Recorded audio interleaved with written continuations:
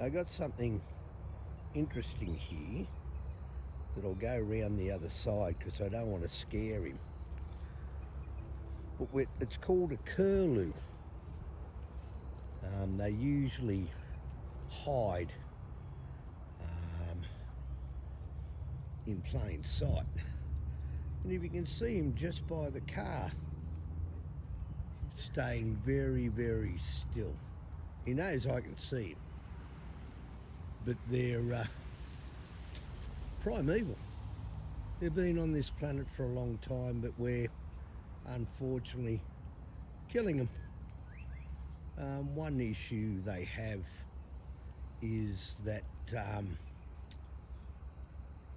foxes, cats, and the other funny thing is kookaburras steal their young.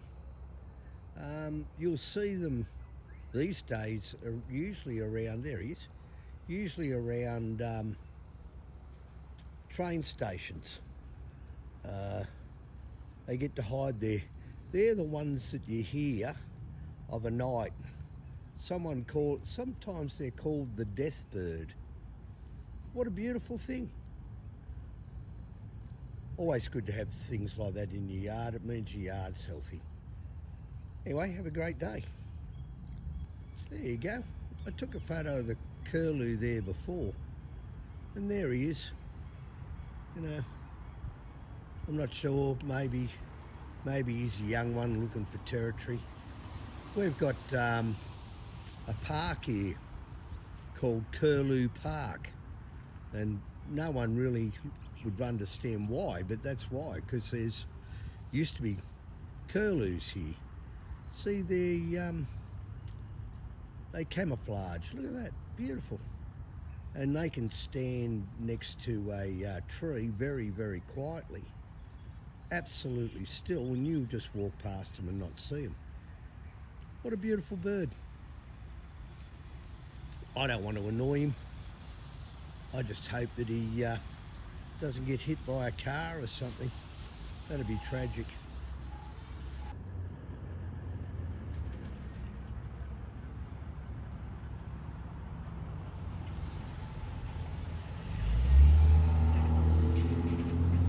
There he is. Isn't he gorgeous? I'm going to try and herd him round the back because I don't want him getting hurt. So they're becoming more and more harder to find as we cut down their bush, and you know, because they're camouflage, they need camouflage, and we just cut it down, burn it, of course, to make, you know, houses and things like that. And we don't really have any bushland. Yeah, they owned this place before we got here, but yeah, it's a terrible thing that you know, we don't respect these animals, don't care basically. But you know, all of this will come home to roost. You know, we keep on killing things, and that we'll be the only one on the planet, and the only thing left to kill will be us, each other. So they're glorious. They're quite tall.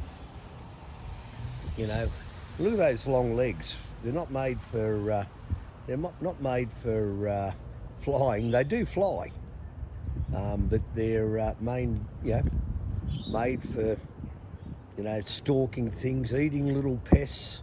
You know, the more that we have,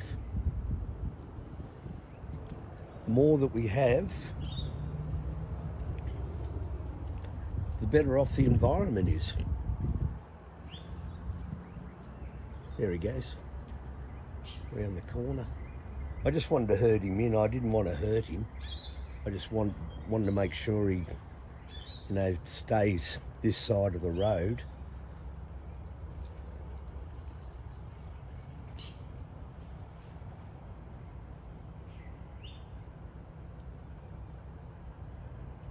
Look at him, see? Eating worms. Look at that. He loved that big worm. Isn't that great? Isn't that great? And that's what they do. You know, they turn over the soil. They go with those big toes. They scratch the dirt, and that was good. He enjoyed that worm. You can see me. See how he's pretty very still.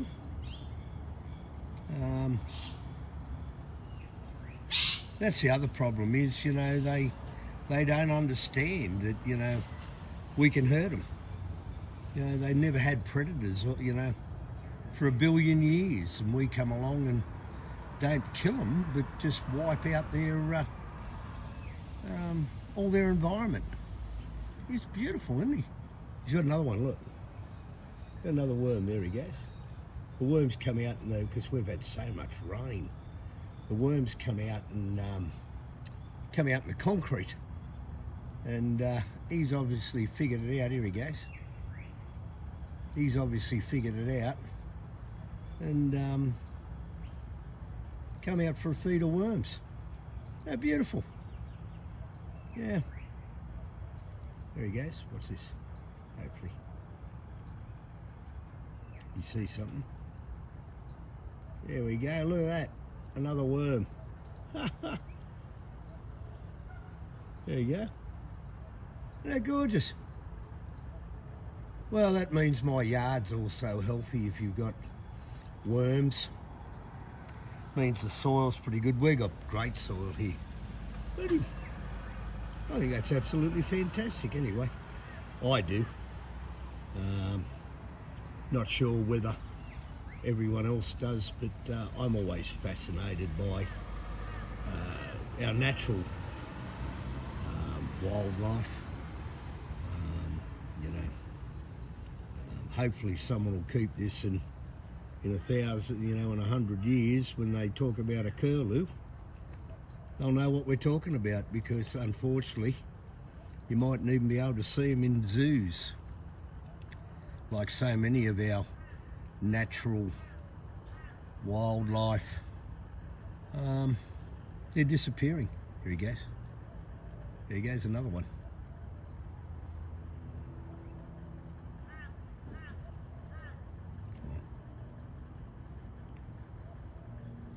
You know, they will eat stuff that you feed them too, but you start doing that creates problems. You know, give them the right food. Anyway, I'm happy that he's sort of behind there, because even though we're in a closed road, there's every man and his dog riding past, and dogs, and unfortunately, that's what kills the curlews. All right then. Everyone had a great day. Thought I'd come up the top here and get a better view of him, watching him have something to eat.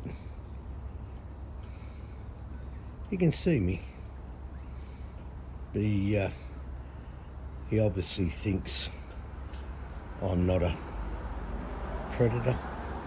See how he blends in there? Like, you could walk past him there and you wouldn't even see him. Oh, look at that. He's into him now.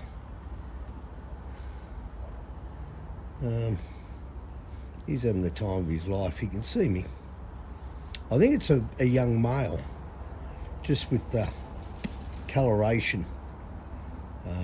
Males are always a little bit more colourful than females, and that gets back to how they mate, how they attract other females, how they tell other males to go away. You can hear me, look. But Australian birds especially, snakes as well, I suppose, they're without fear. You know, most snakes were alpha predators, you know, before even the indigenous arrived here. So, you know, people, you know, a 15-foot scrub python, quite frankly, isn't afraid of you. If he's big enough, he might think you're dinner. But isn't that how they blend in? They're just such gorgeous creatures. Look, he's just having a bit of a groom. Yeah, I just don't want him And I do think it's a him. Want him getting hurt. You know, all of God's creatures deserve a spot on this planet. And, you know, the indigenous ones here, he was here before any thought of any people come to this country or this, continent. He was, he was one of the keepers, a predator, but also prey is what he is. You know, he's a beautiful bird. They do hang around in flocks, but, you know, are also sometimes, a lot of times solitary. So, as I said, I think he's a young male, probably just come out in the season, maybe being pushed out of his territory by older males or birds. And, you know, that's how they that's how they spread. You know, they go to other areas and claim it their own. The crows that we've got here as well, they were kicked out, and 2 males and a female came here, and now we've got a murder of crows here that have taken over, or taken over from the other crows and forced all the other crows out. Yeah, that's nature. I'll stop it now because I'm getting up to a little bit too long. I suppose I'll just keep on filming. I can always edit it. But yeah, he's happy. I'm happy he's here. While he stays in the yard, you know, he's got everything he needs except for a mate. You know, if he does nest or anything here, I can tell you I'll still stay well clear, because I love these natural native birds, animals. If you see other videos, I get snakes here that I don't kill. You know, I've had brown snakes here. You know, some say the most venomous snake in the world, certainly very aggressive and more venomous than the black mamba, and just as aggressive. We also get pythons, eastern coastal pythons. I've seen them here that are 13 foot long. And, you know, our alpha predator around here is basically the one of the eastern green tree snakes, common green tree snakes. And, you know, the big one we've got here, I reckon he has to be at least 8-9 foot. Now, they reckon they only grow to 6. Well, I've caught him a couple of times to let him go, stave him getting in the house. And I'm telling you, he's at least 3 foot taller than me. So, yeah, maybe he's had a good lives on a good paddock here. There he goes. Where's he going? You can see something, I'd say. Here we go. Another worm poker.